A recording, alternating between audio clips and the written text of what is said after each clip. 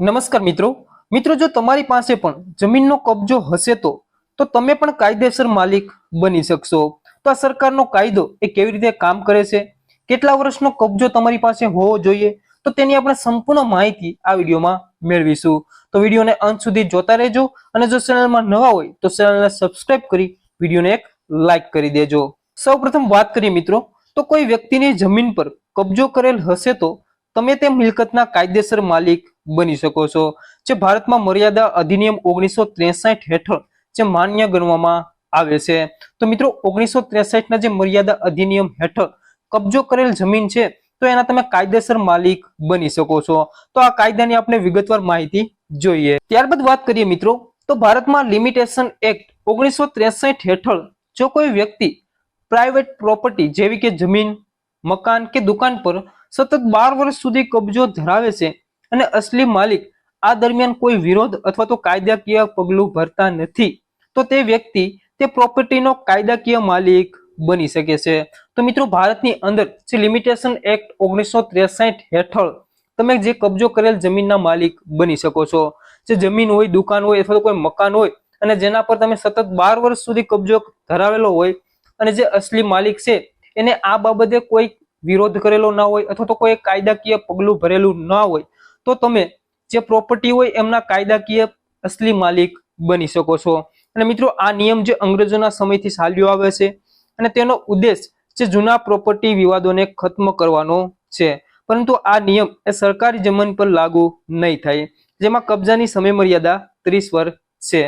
હવે વાત કરીએ મિત્રો કે આ કાયદો, આ નિયમ છે એ કેવી રીતે કામ કરે છે। તો આ નિયમ હેઠળ કબજો ધરાવનાર વ્યક્તિએ માલિકી મેળવવા માટે જે અમુક શરતો આપવામાં આવેલી છે એમનું પાલન કરવું પડશે। તો આ કબજો સતત 12 વર્ષ સુધી કોઈ પણ અડચણ વગર હોવો જોઈએ। જો વચ્ચે માલિકે કોઈ દખલ કરી હશે તો કાઉન્ટિંગ ત્યાં જ અટકી જશે। તો મિત્રો જે તે પ્રોપર્ટી અથવા તો જે તે જમીન ઉપર તમે કબજો કરેલો હોય તો એ સતત 12 વર્ષ સુધી કરેલો હોવો જોઈએ અને એમાં કોઈ પણ પ્રકારની અડચણ ના હોવી જોઈએ। ત્યારબાદ વાત કરીએ તો કબજો ખુલ્લેઆમ થયેલો હોવો જોઈએ, એટલે કે સૌને જાણ હોવી જોઈએ કે આ કબજો ક્યાં કરવામાં આવ્યો છે। છુપાઈને કરેલો કબજો જે માન્ય ગણવામાં નહીં આવે। તો ખુલ્લેઆમ કબજો હશે એ તમે માન્ય ગણવામાં આવશે, એના તમે માલિક બની શકશો। જે છુપાઈને કરેલો કબજો હશે તો એ માન્ય ગણવામાં નહીં આવે। અસલી માલિકે 12 વર્ષ સુધી કોઈ કાયદાકીય કાર્યવાહી કે વિરોધ કર્યો હોવો ન જોઈએ।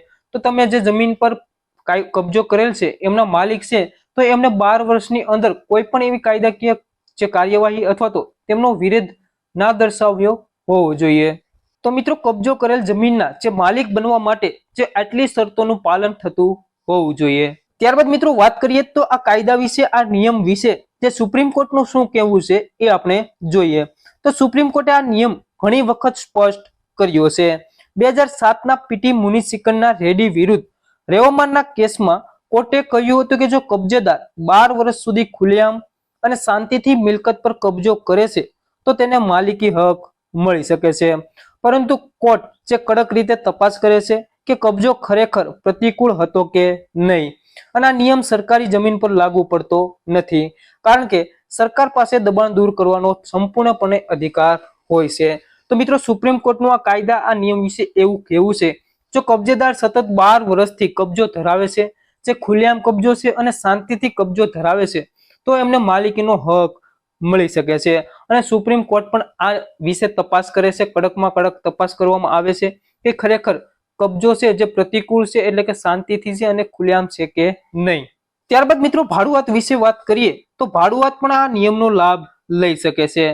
જો કોઈ ભાડુઆત તમારા ઘરમાં સતત 12 વર્ષ સુધી રહે છે અને રેન્ટ એગ્રીમેન્ટ સમાપ્ત થયા પછી પણ કોઈ પણ અવરોધ વગર ત્યાં રહે છે અને માલિક કોઈ પણ જાતની કાર્યવાહી કરતો નથી, તો તે માલિકીનો દાવો કરી શકે છે।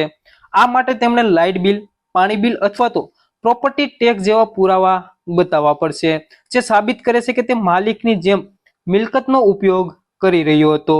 સુપ્રીમ કોર્ટે 2004માં એમ સિદ્દીક વિરુદ્ધ મહંત સુરેશદાસના કેસમાં કહ્યું હતું કે ભાડુઆતે સાબિત કરવું પડશે કે તેનો કબજો જે પ્રતિકૂળ હતો, એટલે કે માલિકની ઈચ્છા વિરુદ્ધ હતો।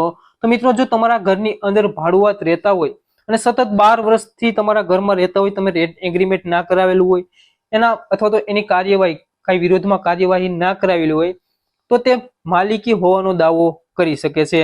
અને લાઇટ બિલ છે, પાણી બિલ છે અથવા તો પ્રોપર્ટી ટેક્સ જે ભાડુઆતના નામે આવતું હોય તો પણ તમે માલિકી હોવાનો દાવો કરી શકો છો.